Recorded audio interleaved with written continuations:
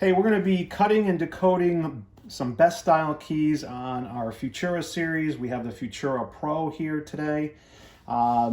Very easy, I'd say. You can decode and cut with our standard jaw that comes with the machine. We have an optional 2 jaws, in fact, for cutting best and or peaks keys. These have the tip stops built into them. Here's the peaks. This is the 07 V jaw. It has a side for peaks and the side for best. I actually have the 06 V jaw installed on the machine right now.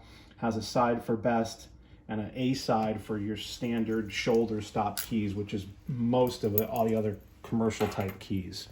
So the nice part about these jaws, it has that tip stop built in, so there's no stops involved. You can just slide the keys in till it hits the stop there, and it gauges right up, and you're ready to go. So I'm going to go to the main menu here. We're going to do a search. Now we have multiple options on the Pro. I mean, this will do vehicle keys and dimple and track keys. We're going to do a standard key search here by lock manufacturer, which of course is best.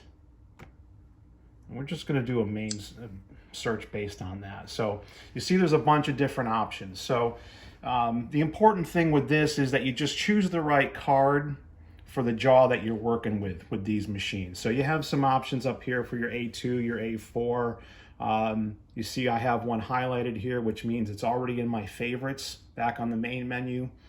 And if you highlight these, you can see on the side over here, it'll show you the clamp that should be the right clamp for that card. So pretty easy to find. I'm going to go ahead and open up this, and we're going to first do some decoding. So you have your menu here. So if we wanted to enter the cuts, we can do that here, or we can just click on the key itself here and enter the cuts in. But like I said, in this case, we're going to do some decoding real quick. I have a cut key, and this is going to tell us exactly where to put the key. So it's 06 V jaw on stop 1. So if we go down here to the clamp again and put that key in until it hits that stop and tighten it up, you'll see it grips it real nice. And we're going to be using, just like on the other machines that we have, an optical reader, we refer to it as.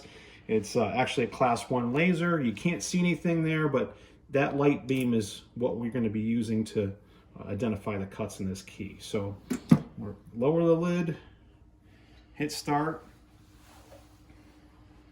It'll go.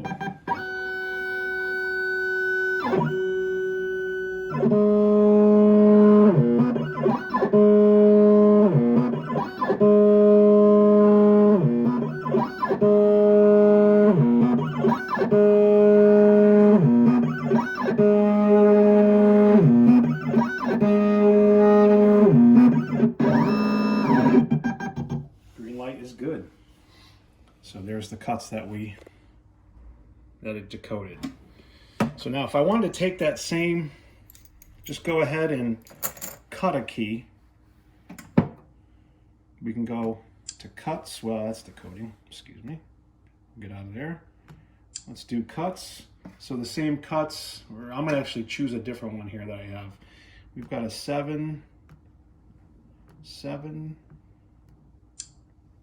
3, 1, 6, 8, 3, 3. Now we're ready to cut. So I can hit cut. Again, we're set to the 06 V jaw, so it'll be telling us that.